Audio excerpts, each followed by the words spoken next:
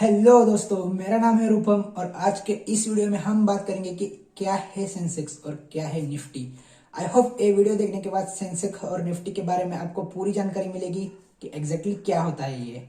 तो चलिए दोस्तों, स्टार्ट करते हैं वीडियो को। तो दोस्तों, सेंसेक्स और निफ्टी ये दोनों भी शेयर मार्केट के इंडेक्स है। इंडेक्स मतलब होता है इंडिकेटर, जो शेयर मार्केट में होने वाले बड़े मूवमेंट को इंडिकेट करते हैं और हमें इस इंडिकेटर से पता चल जाता है कि मार्केट का मूड किस तरफ है, ऊपर की तरफ है या नीचे की तरफ है। तो दोस्तों, ये जो सेंसेक्स है ना, वो बॉम्बे स्टॉक एक्सचेंज का सबसे बड़ा इंडेक्स है। मतलब टॉप की जो 30 कंपनीज होती है, उस 30 कंपनीज में सब शेयर को मिला के ये इंडेक्स को बनाया जाता है। फॉर एग्जाम्पल, इस 30 कंपनी के शेयर अगर ग्रो कर रहे हैं तो इंडेक्स भी ग्रो करेगा, और इस 30 कंपनी का शेयर का एवरेज अगर गिर रहा है तो सेंसेक्स भी डाउन होगा। तो दोस्तों, शेयर मार्केट में कुल मिला के नियर बाय 5500 के अराउंड कंपनीज है। और अगर आप सेंसेक्स को देख के या निफ्टी को देख के टॉप के 30 कंपनी को चूज करके उनका ग्राफ देख के अगर आप कोई शेयर सेल या बाय करते हो तो आपका ये प्रिडिक्शन गलत भी हो सकता है, क्योंकि 5500 शेयर एक तरफ है और टॉप के 30 शेयर एक तरफ है। चलिए दोस्तों, मैं आपको एक एग्जांपल के थ्रू ये सारी बात समझाने की कोशिश करता हूँ।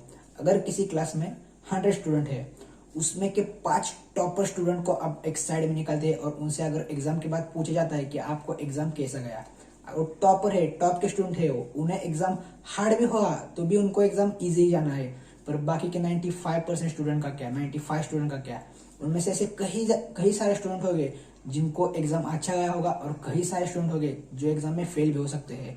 तो इसका मतलब ये नहीं कि टॉप का जो स्कोर है उसको देख के हम हमारा शेयर बाय या सेल करने की प्रिडिक्शन लगा दें। तो इस बात पे जरा गौर कीजिएगा।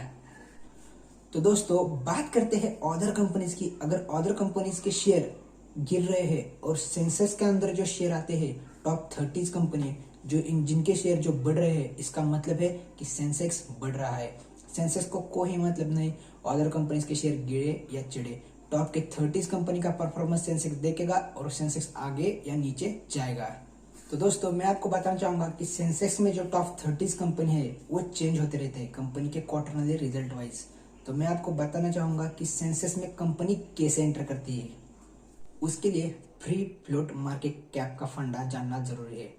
अगर किसी कंपनी के पास 5 शेयर है, 5 शेयर में से 3 शेयर कंपनी के खुद के हैं और 2 शेयर ही सिर्फ पब्लिकली किए हैं, तो बाकी के 3 शेयर काउंट नहीं किए जाएंगे, सिर्फ 2 ही शेयर काउंट किए जाएंगे। इसे कहते हैं फ्री फ्लोट मार्केट कैप। मान लीजिए 2 कंपनियां है, एक कंपनी की मार्केट कैप है 1000 करोड़ रुपए। उस कंपनी ने क्या किया, 750 करोड़ खुद के ही लगा दिए और सिर्फ 250 करोड़ पब्लिक के लिए लिए। तो उस कंपनी का जो फ्री फ्लोट मार्केट कैप हुआ वो सिर्फ 250 करोड़ हुआ। और दूसरी कंपनी जिसके पास सिर्फ 500 करोड़ का मार्केट कैप है और उस कंपनी ने 400 करोड़ पब्लिक के पास है और सिर्फ 100 करोड़ ही कंपनी के खुद के हैं, तो ये 250 करोड़ से 400 करोड़ ज्यादा होते हैं। सो दूसरी company free float market cap के थ्रू आगे आ जाती है, क्योंकि उनके पब्लिक के पास 400 करोड़ के शेयर्स होते हैं। इसी तरह सेम निफ्टी में भी होता है। सेंसेक्स में होते हैं टॉप के 30 कंपनीज और निफ्टी में होते हैं टॉप के 50 कंपनीज।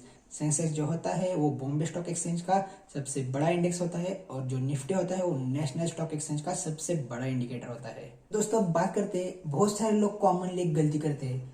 कोई भी कंपनी सेंसेक्स में एंटर करती है तो लोग उनके शेयर खरीदने के लिए दौड़े चले जाते हैं। तो गाइस, ऐसा नहीं करना है, क्योंकि होता क्या है, जो लोगों का स्टडी अच्छा होता है, जो लोगों का डायनामिक और टेक्निकल स्टडी स्ट्रांग होता है, अंदर की कुछ न्यूज जो लोग जानते हैं उन्होंने उसको ऑलरेडी बाय किया होता है।